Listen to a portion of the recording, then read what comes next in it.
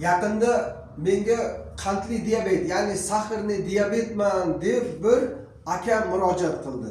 U akadan yaxshilab surishtirib ko'rsam, o'sha qandli diabet chiqishidan sal oldinroq 6-etajdan yiqilib ketay degan holatda bo'lgan. Ya'ni avariyli holatga tushgan. Yiqilib ketmagan, lekin o'sha qo'rquv 6-etajdan tushib ketish degan qo'rquv, stress uning yuragida qolib ketgan. Uning xotirasida o'sha narsa bor. Evaziga asab buzilib, stressga tushib, qondagi qand miqdori ko'tarilib ketgan. O'shandan beri u davolanib keladi, har xil klinikalarda yotadi, har xil giyohlar iste'mol qiladi va men unga o'sha o'zida bo'ladigan holatlarni tushuntirdim.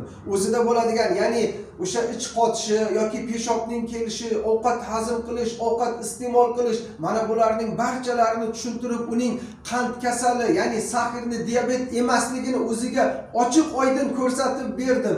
Hech qanday dori iste'mol qilmayapti, hech qanday giyoh iste'mol qilmayapti. Ahvoli super. Faqat odam o'zini o'zi davolay olishni bilish kerak.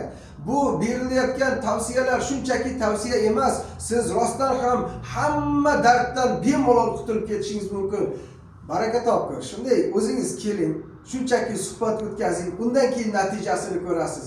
Mayli, telefon nomerlarini yozib qoling. 91lik 592 90 44 Jizzax shahrida Madad shifo klinikasida.